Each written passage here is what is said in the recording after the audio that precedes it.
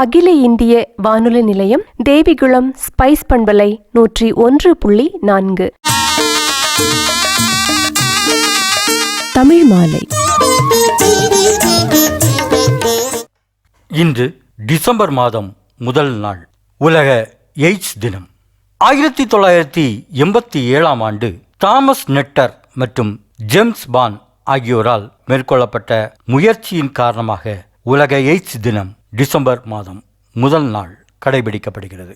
உலக சுகாதார நிறுவனம் 2023 ஆண்டு ஜூலை மாதம் 13 வெளியிட்ட அறிக்கையின்படி HIV தொற்றானது உலகளாவிய பொது சுகாதார பிரச்சனையாக பார்க்கப்படுகிறது. இதுவரை 40.4 மில்லியன் உயிர்களை எய்ட்ஸ் நோயானது கொன்றுள்ளது. இது அனைத்து நாடுகளிலும் பரவும் நோயாக மாறியுள்ளது. 2022 ஆண்டின் இறுதியில் 39 மில்லியன் மக்கள் எய்ட்ஸ் நோயால் பாதிக்கப்பட்டுள்ளனர். அவர்களில் 1/3, அதாவது 25.6 மில்லியன் மக்கள் ஆப்பிரிக்க பிராந்தியத்தில் உள்ளனர். எய்ட்ஸ் நோயால் 2022 ஆண்டில் 6,30,000 பேர் உயிரிழந்துள்ளனர். WHO போன்ற அமைப்புகள் உலகளாவிய அளவில் HIVயை ஒழிக்க பல யுத்திகளை கொண்டுள்ளன. மேலும் அவை 2030 ஆண்டிற்குள் HIV தொற்று நோயை முடிவுக்கு கொண்டு வரவும் இலக்கு நிர்ணயித்துள்ளன. HIVயை பொறுத்தவரை சரியான விழிப்புணர்வு என்பது இன்றளவும் பலரிடம் இல்லை என்பதே உண்மை. டிசம்பர் மாதம் முதல் நாள், உலக எய்ட்ஸ் தினம். கூடுதல் தகவல்களை இன்றைய தமிழ் மாலை நிகழ்ச்சியில் பகிர்ந்து கொள்ள வருகிறார் செவிலியர் திருமதி சந்திரா அவர்கள். அனைவருக்கும் வணக்கம். டிசம்பர் 1 நாள் உலக எய்ட்ஸ் தினம். எய்ட்ஸ் அப்படின்னா என்ன அப்படின்னு பார்க்கலாம். எய்ட்ஸ் அப்படின்ற ஒரு வேர்டோட அப்ரிவேஷன் என்னன்னு பார்த்தீங்கன்னா அக்வர்ட் இம்யூன் டெஃபிஷியன்சி சிண்ட்ரோம். இந்த நோய் முதல்ல எங்க கண்டுபிடிச்சாங்கன்னா அமெரிக்கால 1981 கண்டுபிடிச்சாங்க. அங்க உள்ள யங் ஹோமோசெக்சுவல் மென்க்கு ஒரு அன்யூஷுவல் இன்ஃபெக்ஷன் மற்றும் அவங்களுக்கு ஒரு ரேர் மெலிக்னன்சி, அதாவது கேன்சரோட மெலிக்னன்சிஸ் இருக்கிறத கண்டுபிடிச்சாங்க. ஆரம்பத்துல இது ஹோமோசெக்சுவல் மென் கிட்ட இருந்து கண்டுபிடிச்சனால இந்த நோயை கேய் ரிலேட்டட் இம்யூன் டெஃபிஷியன்சி அப்படின்னு ஆரம்பத்துல அழைச்சிட்டு வந்தாங்க. ஆனா இப்ப பாத்தீங்கன்னா அது செக்ஸோ, ரேஸோ, எக்கனாமி எதுவுமே இல்லாம எல்லாரையும் பாதிக்கக்கூடிய ஒரு நோயா இருக்குது. அதனால இப்ப அந்த நோயை அக்வர்ட் இம்யூன் டெஃபிஷியன்சி சிண்ட்ரோம் அப்படின்னு, அதாவது எய்ட்ஸ் அப்படின்னு சொல்றோம். இப்போ உலகத்துல பாத்தீங்கன்னா 38 மில்லியன் பீப்புள் இந்த நோயினால பாதிக்கப்பட்டிருக்காங்க. அதுல 10% பீப்புள் அவங்களுக்கு HIV தொற்று இருக்கிறதே தெரியாம மற்றவர்களுக்கும் அதை பரப்பிட்டு இருக்காங்க. அதனாலதான் நம்ம இந்த எய்ட்ஸ், அதாவது HIV வைரஸ் அப்படின்னா என்ன, அது யாருக்கெல்லாம் வர சான்ஸ் இருக்குது, அதை நம்ம எவ்வாறு தடுக்கலாம், அதுக்குள்ள ட்ரீட்மெண்ட் என்ன, அதெல்லாம் பத்தி விவரமா நம்ம பார்க்கலாம். HIV என்றால் என்ன? Human immuno deficiency virus. இந்த வைரஸ் நம்முடைய இம்யூன் சிஸ்டத்தை டைரக்டா வீக்காக செய்து நோய் எதிர்க்கும் சக்தியை குறைக்குது. எப்படின்னா, இது நம்ம உடம்புல T செல்ஸ் அப்படின்ற ஒரு வகையான ஹியூமன் செல்லை அட்டாக் பண்ணி ஏராளமான காப்பி செல்ஸை உருவாக்கி ரத்தத்துல கலந்து விடுகிறது. எனவே நம்முடைய ஹெல்பர் T செல்ஸ் முற்றிலுமாக அழிந்து விடுகிறது. இந்த ஹெல்பர் T செல்ஸ் அப்படின்னா என்ன, அது நமக்கு எவ்வளவு முக்கியமானது அப்படின்னு பார்க்கலாம். நம்ம இவ்வாறாக இமேஜின் பண்ணிக்கலாம். அதாவது ஒரு அவசர உதவிக்கு நம்ம அழைக்கக்கூடிய நம்பர்கள் லைக் 100, 108, அப்படி இல்லைன்னா கோடிங் மெசேஜ் சென்டரை ஞாபகத்துக்கு வச்சுக்கலாம். அதாவது நம்ம ஒரு மெசேஜை அந்த கோடிங் சென்டருக்கு நம்ம அனுப்பும் பொழுது அந்த மெசேஜை அந்த சென்டரில் உள்ள செல்ஸ் கரெக்டாக பிக்கப் பண்ணி அதுக்குள்ள சிச்சுவேஷனை கரெக்டாக அசஸ் பண்ணி அதற்கு கரெக்டான சொல்யூஷனை நமக்கு கொடுக்குற மாதிரி தான் இந்த ஹெல்பர் T செல்ஸும் நம்மளுடைய உடம்புல செயல்படுது. இந்த ஹெல்பர் T செல்ஸ் மற்ற இம்யூன் சிஸ்டத்து கூட சேர்ந்து செயல்படக்கூடிய தன்மை உடையது. எனவே தான் நம்ம உடம்புல ஒரு இன்ஃபெக்ஷன் உள்ள நுழைஞ்ச உடனே, இன்ஃபெக்ஷனோ இல்ல ஜெர்ம்ஸோ நம்ம உடம்புல நுழைஞ்ச உடனே இந்த ஹெல்பர் T செல்ஸ் மற்ற இம்யூன் சிஸ்டத்துக்கு அலாரம் கொடுக்கும்போது அந்த செல்களும் இந்த ஹெல்பர் T செல்ஸ் கூட சேர்ந்து அந்த இன்ஃபெக்ஷன் எந்த இடத்துல இருக்குது அப்படின்றத கரெக்டா கண்டுபிடிச்சி அந்த இன்ஃபெக்ஷனை, அந்த வைரஸை இல்லைன்னா பாக்டீரியாவை கொன்று விடக்கூடிய வேலையை செய்கிறது. ஆகவே தான் இந்த ஹெல்பர் T செல்ஸ் நம்ம உடம்புக்கு ரொம்ப முக்கியமானது.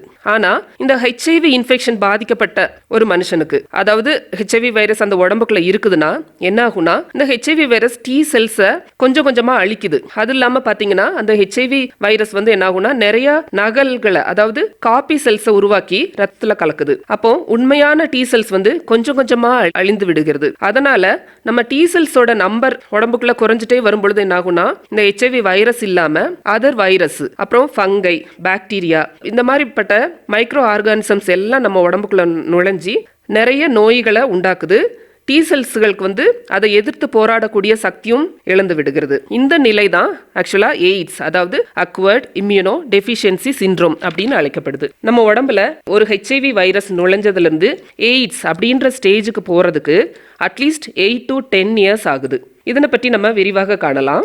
அதாவது இந்த ஸ்டேஜ் இருக்குதுல HIV to எய்ட்ஸ், இந்த ஸ்டேஜுக்கு போறதை வந்து நம்ம வந்து 3 ஸ்டேஜா பிரிக்கலாம். முதலாவது அக்யூட் HIV இன்ஃபெக்ஷன், ரெண்டாவது கிரானிக் HIV இன்ஃபெக்ஷன், லாஸ்ட்ல பார்த்தீங்கன்னா மூன்றாவது எய்ட்ஸ் அப்படின்ற நிலை.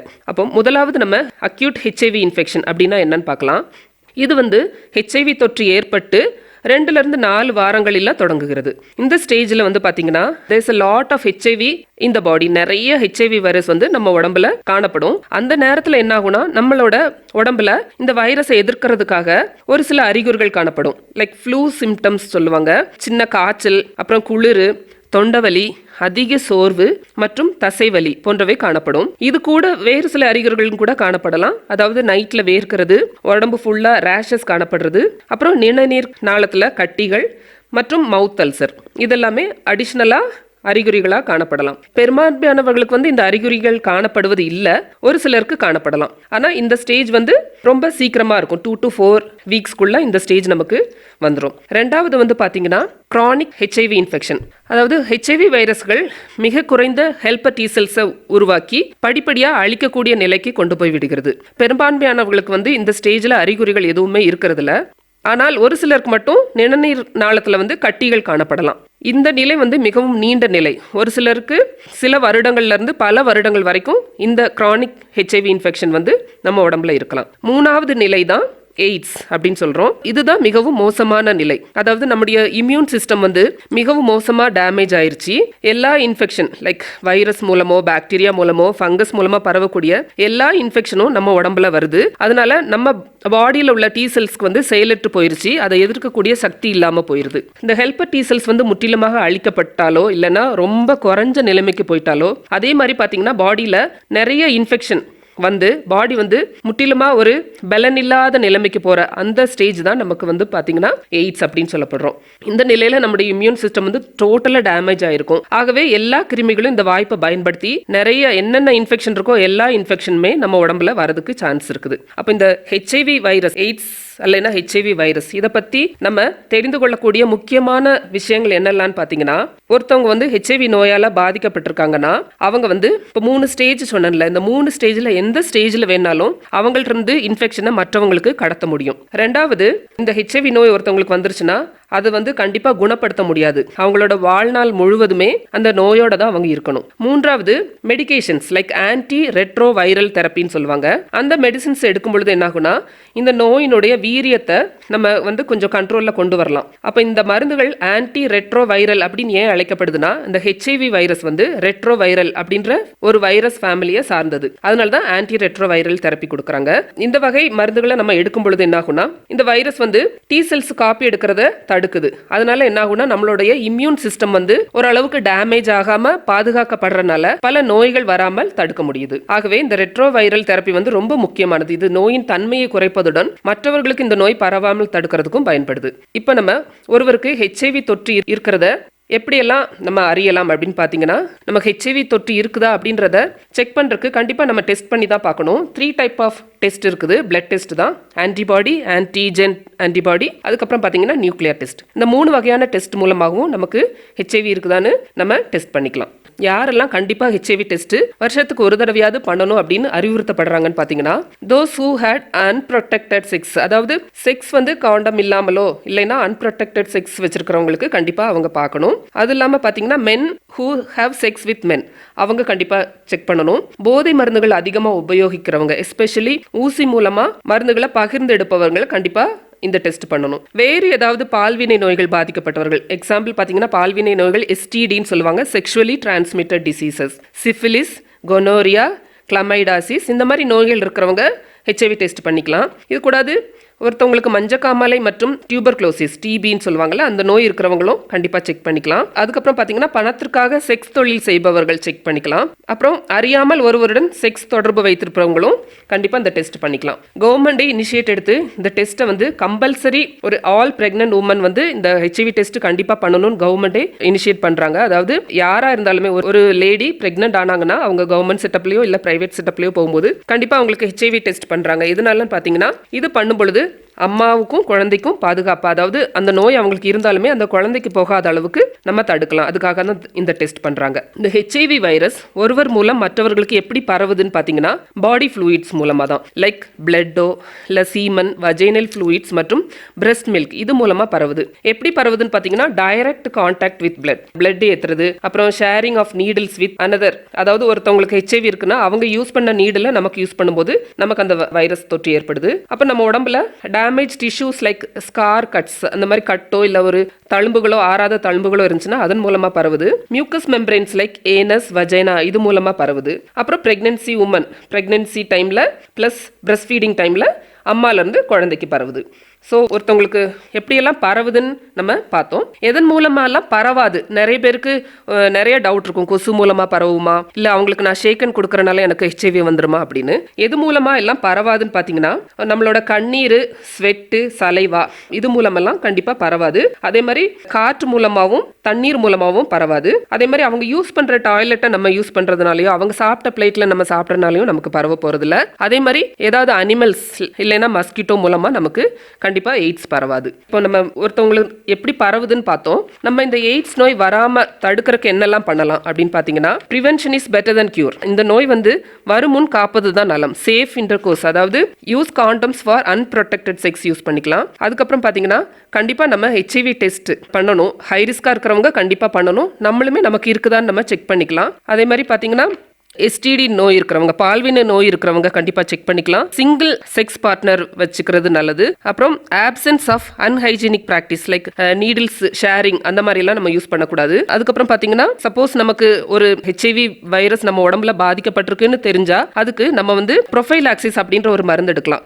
அதை வந்து ப்ரெப் அப்படின்னு சொல்லுவாங்க. ப்ரெப் அப்படின்னா ப்ரீ எக்ஸ்போஷர் ஆஃப் ப்ரொஃபைலாக்சிஸ். இந்த மெடிசன் வந்து ஆன்டி ரெட்ரோ வைரல் தெரப்பி தான். அதாவது நம்ம வந்து ஹெச்ஐவி நோயால் பாதிக்கப்பட்டிருக்கோன்னு தெரிஞ்ச 72 மணி நேரத்துக்குள்ள நம்ம இந்த டேப்லெட் எடுக்கும் பொழுது நம்ம உடம்புல அந்த ஹெச்ஐவி வைரஸோட தீமைகளை வந்து வராம நம்ம வந்து தடுக்கலாம். அப்போ நம்ம இந்த மாதிரி உள்ள செய்கைகள்லாம் செய்யும் பொழுது நமக்கு வந்து ஹெச்ஐவி வைரஸ் நம்ம உடம்புக்குள்ள புகுந்து ஃபர்தரா டேமேஜ் ஆக விடாம நமக்கு வந்து ஹெல்ப் பண்ணுது. ஃபர்ஸ்ட் வேர்ல்டு எய்ட்ஸ் டே வந்து 1988 வருடம் முதல் கொண்டாடப்பட்டு வருது. கடந்த 35 வருடமாகவே டிசம்பர் 1 எய்ட்ஸ் டே அப்படின்ற டே கொண்டாடப்பட்டு வருது. எதுக்காக அப்படின்னு பார்த்தீங்கன்னா ஹெச்ஐவி மற்றும் எய்ட்ஸ் பற்றின விழிப்புணர்வு, அதுபோல இந்த நோயால பாதிக்கப்பட்ட மக்களுடைய வாழ்வாதாரங்கள் அவர்களை வந்து தைரியப்படுத்துறக்கும், இந்த நோயை எப்படி எதிர்க்கறதுக்கு அப்படி அவங்களுக்கு தைரியம் சொல்றதுக்காகவும் இந்த தினம் கொண்டாடப்பட்டு வருகிறது. இந்த வருடம் அதாவது 2024 வருஷத்தோட தீம் என்ன அப்படின்னு பார்த்தீங்கன்னா டேக் த ரைட் பாத், அதாவது சரியான வழியை தேர்ந்தெடுக்கிறது. எது சரியான வழி அப்படின்னு பார்த்தீங்கன்னா அதாவது எய்ட்ஸை கண்ட்ரோல் பண்ணி முடிவுக்கு கொண்டு வரக்கூடிய ஒரு வழி தான் சரியான வழி. அந்த பாதையை தான் நம்ம தேர்ந்தெடுக்கணும். இந்த மாதிரி நம்ம வருஷத்துக்கு ஒரு தடவை தீம் வச்சு இந்த எய்ட்ஸ் டேயை கொண்டாடுறது மூலமாக எய்ட்ஸ் நோயை கட்டுப்படுத்தவும் அது மூலம் தனி மனித பாதுகாப்பையும் மையப்படுத்தி இந்த நாள் கொண்டாடப்பட்டு வருகிறது. ஹெச்ஐவி அப்படின்ற ஒரு வைரஸ் வந்துச்சுன்னா குணப்படுத்த முடியாத ஒரு நோய் தான். ஆனாலும் சரியான கல்வி மற்றும் தரமான சிகிச்சையின் மூலம் இதை கட்டுப்படுத்தலாம் அப்படின்னு நம்ம அறிஞ்சிருக்கோம். ஆகவே இந்த எய்ட்ஸ் தினத்துல ஹெச்ஐவி வைரஸ்னா என்ன, அது எப்படி பரவும், யாருக்கெல்லாம் வரும், எப்படி நம்ம அதை தடுக்கலாம் அப்படின்னு எல்லாம் அறிஞ்சு நாம இதை மற்றவர்களுக்கும் சொல்லி இந்த ஹெச்ஐவி இல்லாத ஒரு சமுதாயத்தை உருவாக்க முயற்சி எடுக்கலாம். நன்றி. இன்றைய தமிழ் மாலை நிகழ்ச்சியில் நேயர்கள் இதுவரை டிசம்பர் மாதம் முதல் நாள் உலக எய்ட்ஸ் தினம் பற்றிய தகவல்களை பகிர்ந்து கொண்டவர் திருமதி சந்திரா அவர்கள். ஒருவனுக்கு ஒருத்தி என்ற உயிர் மூச்சு உள்ளடக்கி அரண் எனப்பட்டதே இல்வாழ்க்கை அகுதும் பிறன் பழிப்பதில்லாயின் நன்று எனும் திருக்குறளை மறவாதே, திருக்குறளை மறவாதே, திசை தவறி போகாதே.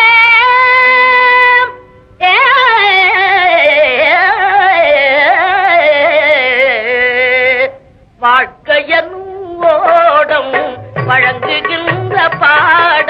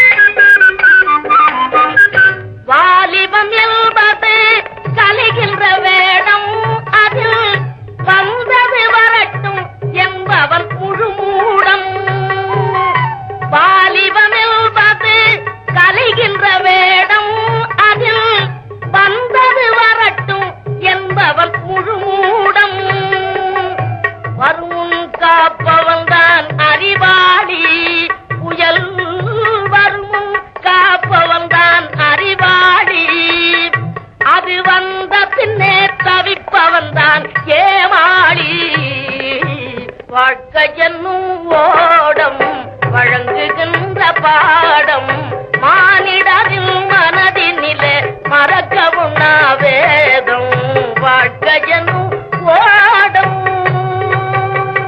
இன்றைய தமிழ் மாலை நிகழ்ச்சிகள் இத்துடன் நிறைவடைகின்றது. நிகழ்ச்சி தயாரிப்பு மேத்யூ ஜோசப். நிகழ்ச்சி தயாரிப்பில் உதவி ஸ்டார்வின்.